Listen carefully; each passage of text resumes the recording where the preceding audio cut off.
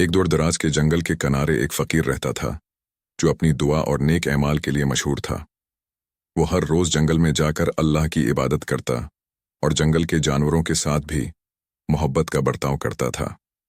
फ़कीर के दिल में ये यकीन था कि अल्लाह की मखलूक के साथ मोहब्बत करना भी इबादत का हिस्सा है। एक दिन फ़कीर हसब मामूल जंगल में जा रहा था कि अचानक एक खौफनाक जंगली शेर उसके सामने आ गया।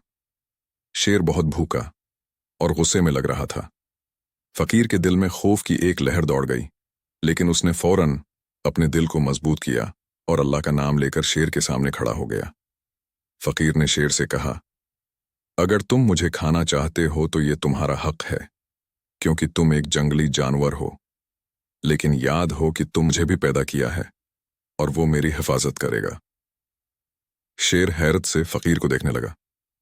ये पहला इंसान था जो उसके सामने डरने के बजाय सुकून से खड़ा था। शेर धीरे धीरे अपनी जगह बैठ गया और गुस्से के बजाय एक पुरस्कून रवैया अख्तियार कर लिया।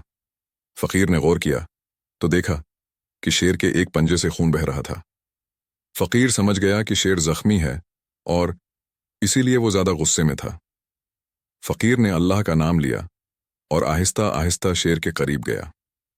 शेर ने उसे नुकसान नहीं पहुंचाया, बल्कि खामोशी से बैठा रहा। फ़कीर ने शेर के पंजे का मुआयना किया और देखा कि उसमें एक बड़ा कांटा चबा हुआ था।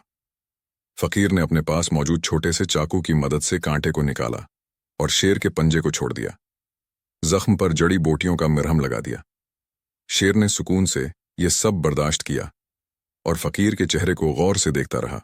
जब जख्म का इलाज मुकम्मल हो गया तो शेर खड़ा हुआ और अपनी दम हिलाने लगा, जैसे वो फ़कीर का शुक्रिया अदा कर रहा हो। फिर शेर खामोशी से जंगल की तरफ चल दिया, लेकिन जाते जाते एक नज़र फ़कीर पर डाली, जिसमें मोहब्बत और शुक्रगुजारी के जज्बात हैं साफ नजर आ रहे थे। कुछ दिन बाद गांव में लोग परेशान थे क्योंकि एक बड़ा जंगली शेर उनके मवेशियों को नुकसान पहुंचा रहा था। गांव वालों ने फ़कीर से मदद तलब की, क्योंकि वो जानते थे कि फ़कीर जंगल के जानवरों से मोहब्बत करता है और शायद उनकी मदद कर सकता है। फ़कीर जंगल में गया और शेर को ढूंढने लगा। जब शेर ने फ़कीर को देखा तो वो हट गया, फौरन उसके पास आ गया, जैसे वो उसे पहचानता हो। फ़कीर ने शेर से कहा, मेरे दोस्त, ये लोग तुमसे डरते हैं और तुम्हें नुकसान पहुंचाना चाहते हैं।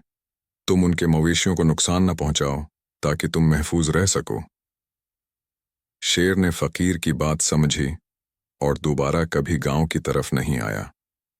गांव वाले फ़कीर की दुआ और उसकी शफ़क़त से बहुत मुतासिर हुए और उसे दुआएं देने लगे।